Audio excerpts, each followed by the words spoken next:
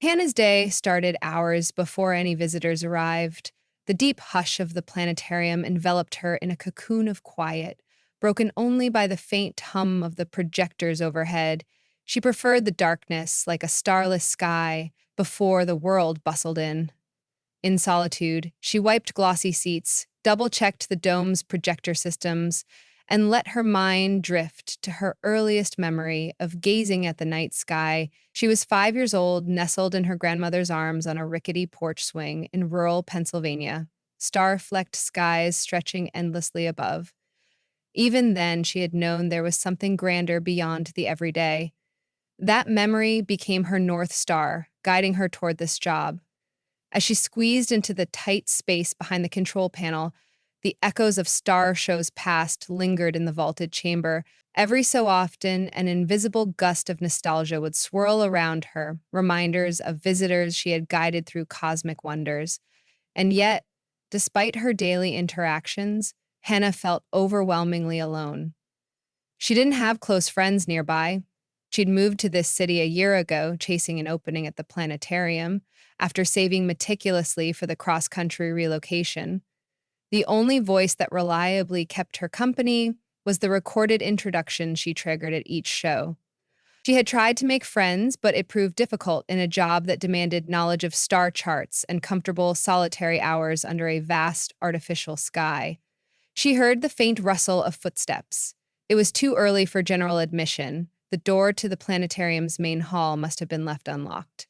She emerged from behind the control booth in time to see a lanky teenager standing near the center of the dome, hands stuffed into the pockets of a worn black hoodie. He exuded an air of tension that had nothing to do with the hush of the empty room. Hannah approached carefully, not wanting to startle him. "Hello," she said gently, wearing a practiced smile. "We're not open yet, but can I help you with something?" He lifted his gaze just enough to look at her, then quickly averted his eyes. "I'm here for community service," he mumbled. "I was told to check in with a guide." Hannah wondered why a teenager would be sent to fulfill hours in a planetarium. She ushered him to her cramped office around the corner from the dome.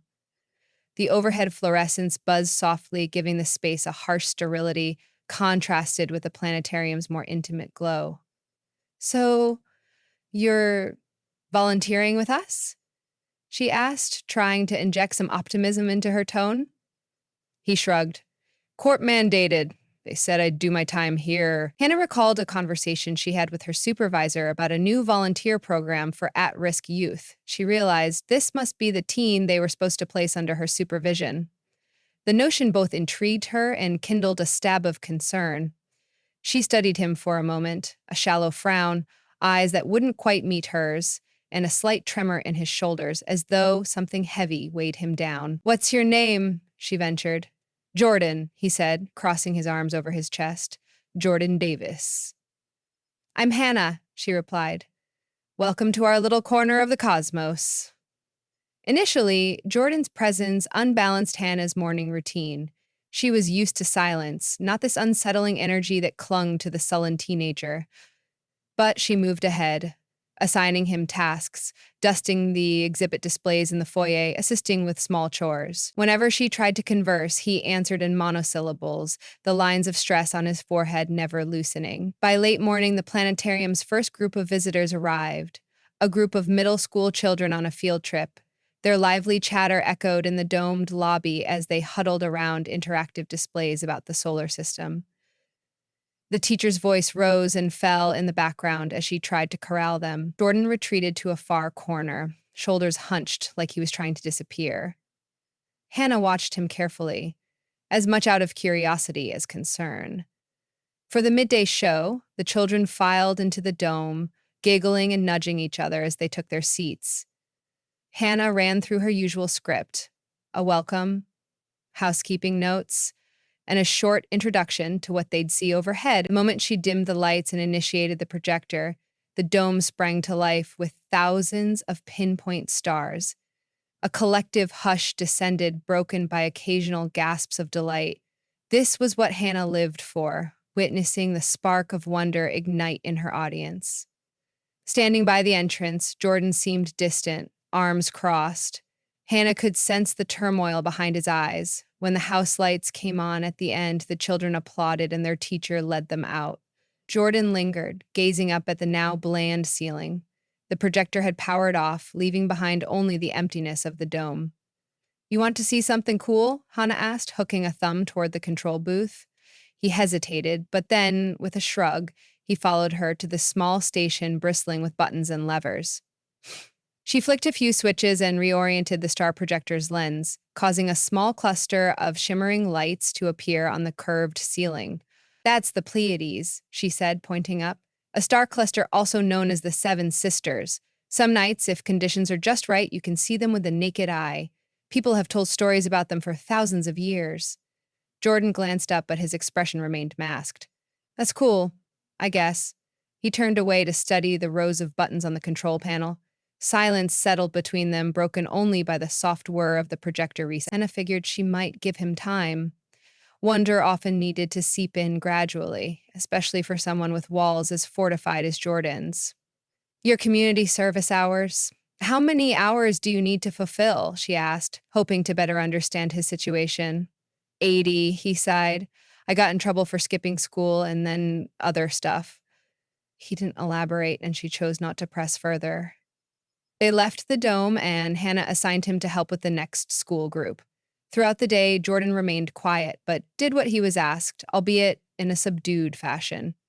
She noticed that he lingered near the displays featuring galaxies and nebulas, staring at the photos of cosmic clouds and swirling star fields, with something almost akin to curiosity.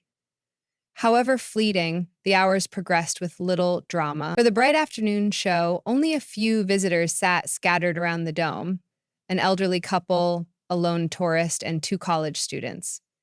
Hannah turned off the overhead lights and launched into a presentation on seasonal constellations, reciting from memory the vantage points for summer stars.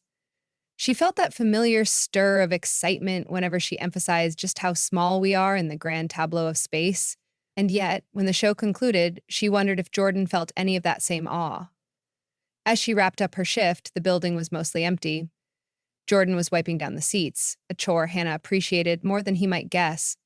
She watched him for a moment, noticing how he moved slower than necessary, as if bracing himself for whatever came after. Perhaps he disliked going home. She didn't know, but she had an inkling that the planetarium's calm darkness might be a refuge from something more fraught. So, thanks a lot for your help today, she said, cornering him gently near the supply closet. He gave a noncommittal nod, fiddling with the earbud cord trailing from his hoodie pocket. That was your first day. Are you okay with coming back tomorrow? She asked carefully. She didn't want to be intrusive, but sensed that for once the question might matter. Jordan shrugged. Yeah, I guess nowhere else to go, right? She tried not to look too sympathetic. She knew how pity could repel someone in need. Right, well, see you in the morning. He left wordlessly. The next few days followed a similar routine. Jordan arrived looking exhausted, as if he hadn't slept well. He did his assigned tasks without much complaint, sometimes slipping away to the quiet corners of the building. Again, it couldn't shake the feeling that he was searching for something. Peace, maybe, or a distraction from the swirl in his head. One afternoon, she found him standing before a mural of the Milky Way in the main hallway. A swirl of cosmic dust and brilliant specks of light covered the wall. Painted at the galaxy's center were orange and yellow arcs, signifying the star fields around the galactic core. Jordan was so engrossed that he didn't notice her approach. It's massive, he finally said without turning. I read in the display that it's 100,000 light years across. Yep, Hannah replied, excitement flickering in her voice. And we're about 27,000 light years from the galactic center. Can you imagine traveling that distance? Even at the speed of light, it'd take you, well, a while. He made a faint sound of amazement. For once, he seemed less guarded, his posture more open. Hannah risked pressing further. You like astronomy? Jordan took a moment, fiddling with the hem of his hoodie sleeve. I used to. My dad had a telescope when I was a kid. We'd set it up in the backyard and he'd show me the moon's craters, Jupiter's moons, stuff like that. Those words carried nostalgia wrapped in sadness, and Hannah's heart constricted a little. What happened? She asked softly. He shrugged again, that default movement when he didn't want to expose his emotions. He left. Not sure where he is. I live with my aunt now. She's okay, but it's not the same. Anna could relate in some distant way. She had grown up with her grandmother in a sleepy town, far from the city lights, each star show a reminder of her childhood joys. Losing that sense of familial closeness had left her feeling adrift when she moved away. She nodded thoughtfully. I'm sorry. It's tough not having that same stability around. For a moment, Jordan simply nodded, eyes locked on the mural. She dared to hope something was dawning inside him, perhaps a flicker of the awe that once nourished him under those night skies with his father. When the planetarium closed that evening, Hannah lingered at her desk before heading out.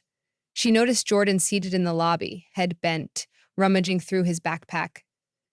He looked indecisive, as if unsure where to go or what to do next. On an impulse she didn't fully understand, Hannah cleared her throat. You a ride home? She asked. He shook his head. Bus route, he said, zipping up his bag. Care for a quick stop somewhere else first? I, I sometimes drive out of town to see the real night sky. It's a short trip, but I like to catch the stars without the city lights. Jordan blinked at her, eyes narrowed in wariness. Why? I don't know, Hannah admitted truthfully. I used to do it alone, but I guess it might be nice to show someone else. It's okay if you don't want to. No, that's fine, he said, sounding surprised by his own answer. They walked out into the late dusk, the city's glare starting to build in the sky. Hannah's old sedan was parked out front, packed with star charts and astronomy field guides scattered on the back seat. Jordan slipped into the passenger side, carefully lifting a tattered atlas of the night sky off the seat before sitting down. Hannah drove about 20 minutes out of the city, winding along a county highway speckled with occasional streetlights. At last, she turned off onto an unpaved road leading to a shallow hillside. She killed the engine, and they stepped out into a hush broken only by insects and distant rustling in the tall grass. Overhead, the sky was a darkening veil, with a few faint stars just peeking through. There's a spot up here, she told him, leading the way up the slope. The city's glow still intruded, but it was far fainter than downtown. They settled on a patch of flattened grass where Hannah sometimes spread a blanket for herself. She had left the blanket in the trunk, so she popped the latch and retrieved it, then guided Jordan to settle down. The night's chill pressed into them as crickets chirped in the distance. She laid back, staring upward. Give it a few minutes, she murmured. Your eyes will adjust. That's half the battle with stargazing, just waiting patiently. Jordan said nothing for a while. Then, slowly, more pinpoints of light emerged. One by one, the stars multiplied overhead. Hannah pointed out individual constellations.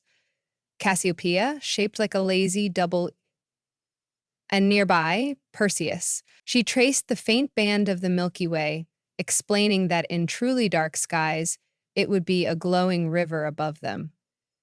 Why do you move here if you like the stars so much? Jordan asked abruptly, his voice a disembodied presence in the darkness. Hannah pondered her answer. A job, she said finally. I was in a small town looking for something bigger. The planetarium was hiring, so I jumped at the opportunity. It's not perfect, and I miss my grandmother, but I get to share what I love with people every day.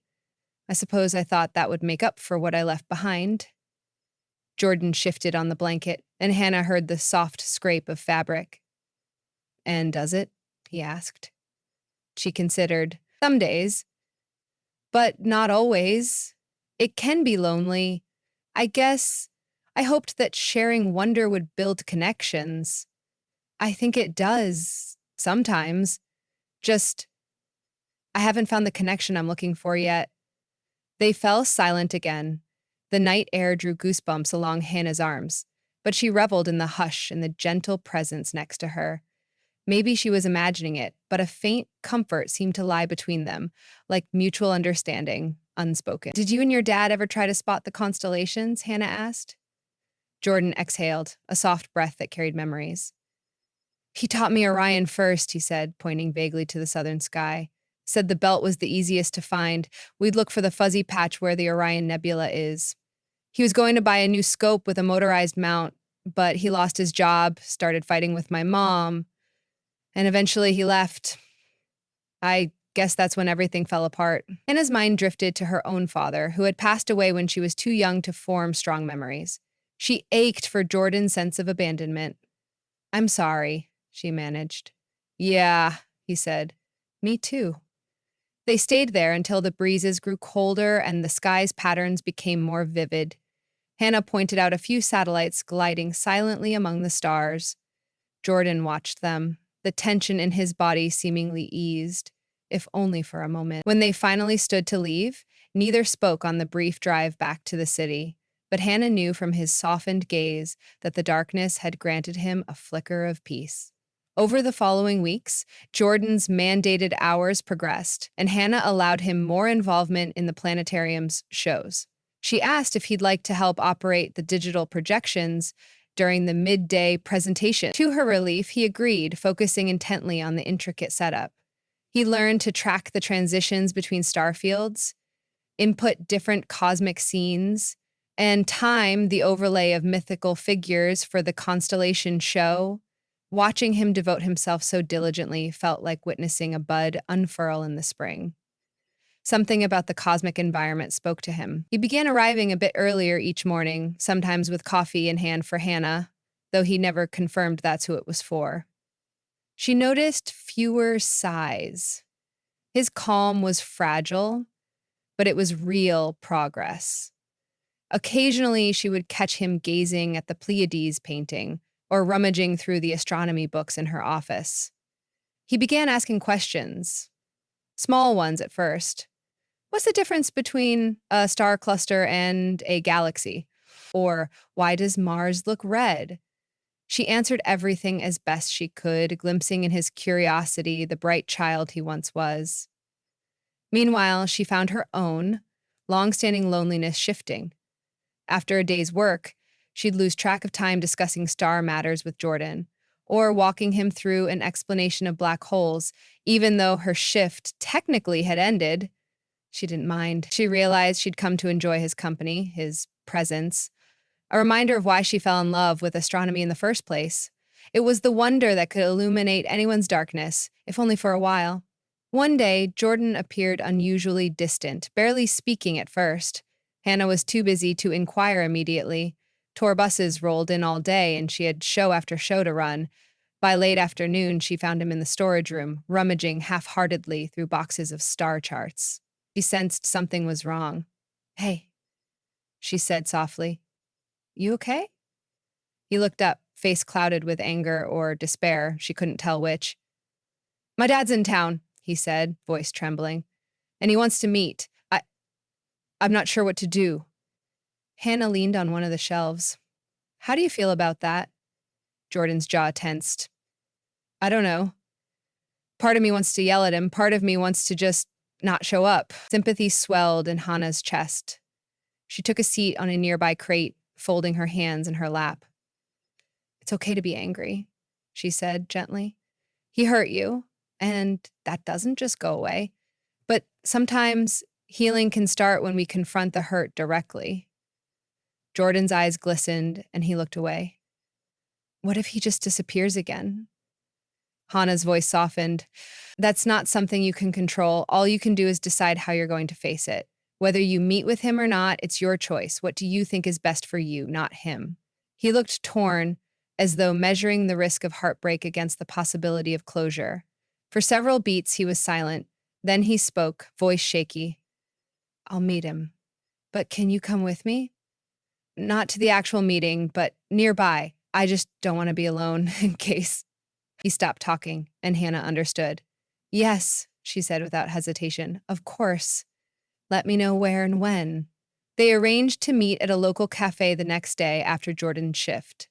When they arrived, Jordan's father was already there, seated at a small outside table. Hannah gave Jordan a comforting pat on the shoulder. "I'll be right across the street in the bookstore, okay? Text me if you need anything." Jordan swallowed hard and nodded, then made his way across the road. Hannah watched from a distance, occasionally glancing over the newsstand so as not to pry, but just to ensure Jordan was all right. The conversation with his father appeared tense at first, Jordan's hands gripping the table edge, and his father's expression was subdued. Then slowly, Hannah noted Jordan let go of the table. He began to talk, seemed to gesture a bit, and his dad nodded solemnly. Neither embraced, nor did they seem overly cordial at the end, but there was something in Jordan's posture that suggested he'd found a small measure of release. When Jordan finally gravitated back to Hannah, she saw tears in his eyes, yet his face was set with a quiet determination. He said he wants to fix things, Jordan murmured. He's moving here, wants to see me more often. I don't know if I can trust him, but I told him I'd think about it. That's huge, Hannah said softly, giving Jordan an encouraging smile. I'm proud of you for facing it. He nodded, still looking uncertain. Thanks for waiting, he said quietly. They parted ways, and the next day at the planetarium, Hannah sensed a subdued but perceptible shift in Jordan. A few days later, he approached her, holding out a folded piece of paper. It was his community service hour log. I finished my hours, he said softly. I guess I'm done. Hannah's heart sank. She'd grown used to seeing him every day, watching him thrive, if only in small increments under the planetarium's vaulted sky. The thought that he might no longer come felt like a star winking out. But she put on a smile, taking the paper from him. That's great, she said. You did it, Jordan. Congratulations. He tucked his hands into his pockets. Thanks, he replied, voice subdued. An almost inaudible pause passed between them before she forced a casual tone. So, any plans now? Jordan hesitated, looking around at the lobby's glass display cases. I'm thinking of finishing up this year. In school, my aunt says I have to try, and my dad wants to come to some therapy sessions. I said maybe. He paused, swallowing. And also, Hannah, could I volunteer here? Like more regularly? If that's a thing, even if it's not court mandated? The relief Hannah felt was as bright as a supernova. Absolutely. I'd love that, she said. We actually do have a volunteer program for high school students. If it helps, I can speak to my boss. He managed a faint smile. Thank you. That night, Hannah offered another stargazing trip if Jordan felt up to it. He agreed, and they made the same drive out to the hillside. This time, the sky was even clearer. Venus beamed near the horizon, and Jupiter's steady glow dominated the southeast. They brought a small telescope from the planetarium's equipment closet, setting it up under the hush of the darkening sky. Jordan took his turn at the eyepiece, adjusting it to focus on Jupiter's swirling bands. A slight exclamation of excitement escaped him when he spotted the Galilean moons. Hannah's chest warmed at the sound. After he finished, she peered through the lens, reacquainting herself with the giant planet's gentle pastel stripes. Then they pivoted the telescope toward Saturn, its rings faintly visible against the growing darkness. Each time Jordan saw something new, his voice came alive. Wonder was blossoming in him, and Hannah felt certain that this new spark would guide him beyond his burdens. They took a break from the telescope to spread out on the blanket, letting their eyes roam free across the constellations. A gentle breeze rustled the nearby tree branches, crickets chirped in the distance, and the stars poured out across the sky in silent rivers of light. Know what's funny? Jordan murmured.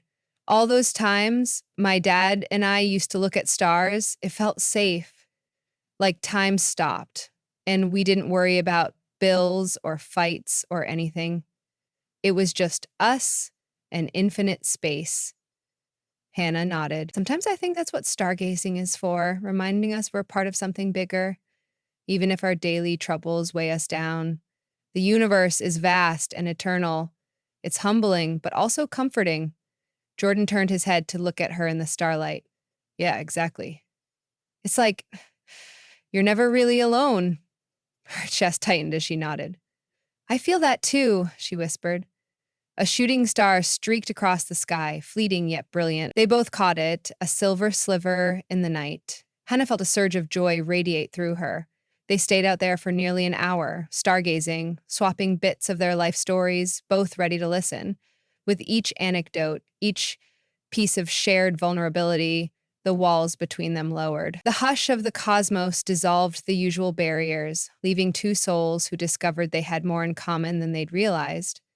Questions about the future, heartbreak in the past, and a longing for reassurance that life could still shine bright. Finally, the chill of late night seeped into their bones, and they decided to pack up. On the drive back, Hannah couldn't contain a small grin. She felt something profound had transpired, a convergence of two lonely beings and an unexpected chance for hope. When she pulled up in front of the bus stop where Jordan could connect to his neighborhood, he hesitated before getting out. "Thanks," he said, looking straight into her eyes, sincerity radiating in his voice.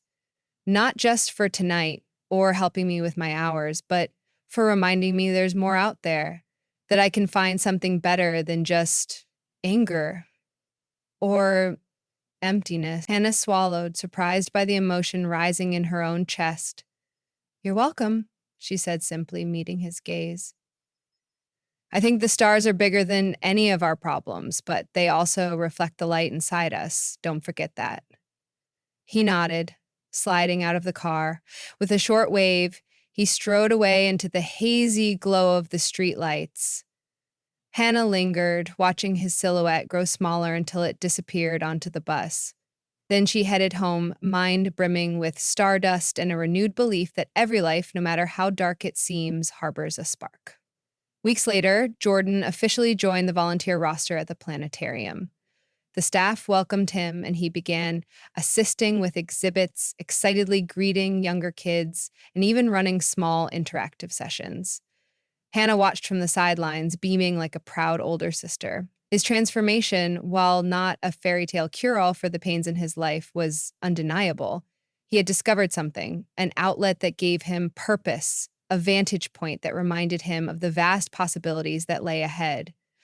One afternoon, when an elementary school class was touring, Jordan stood in front of a model of the solar system, explaining why Saturn's rings are so visible despite being made of small ice particles. His voice held a newfound steadiness. The children listened, rapt. At the back, Hannah caught his eye and offered a small wave. He returned it with the slightest curve of a smile, a silent recognition of how far he'd come. He stayed after closing that day to help Hannah straighten the seats in the dome. The hush was broken only by their soft footsteps. "So," she asked, turning to face him, "how does it feel to be on the other side of the planetarium show?" He chuckled shyly.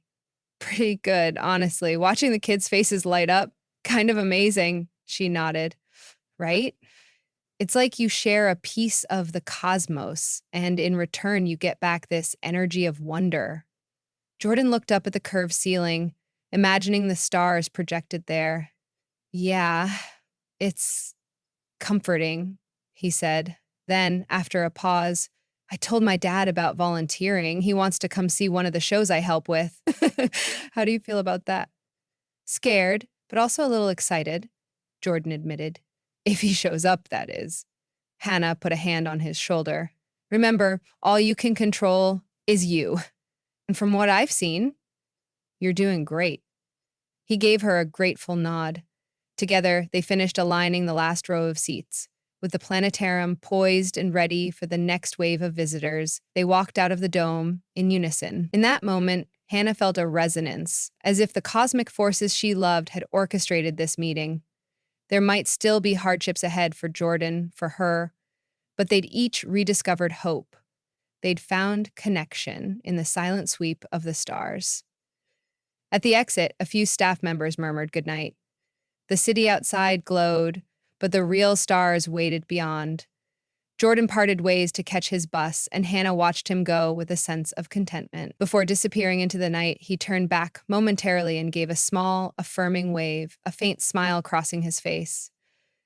In that quiet exchange, both of them knew that while they might be just two people in a vast universe, they had made each other's worlds a little brighter. They remained connected by a shared awe of the cosmos, a reminder that no matter how lonely or broken one feels, there's always a bigger story unfolding, and each of us, in our own humble way, can find a path back to wonder. The stars above still sang their patient lullaby, the same cosmic chorus that had comforted Hannah when she was a little girl on her grandmother's porch swing, and the same one that had once given Jordan solace beside his father's telescope. Now, it bound them together, forging a bond that transcended daily aches and gave them a glimpse of the radiant possibilities ahead. After all, the beauty of hope is that it only requires a single spark in the darkness.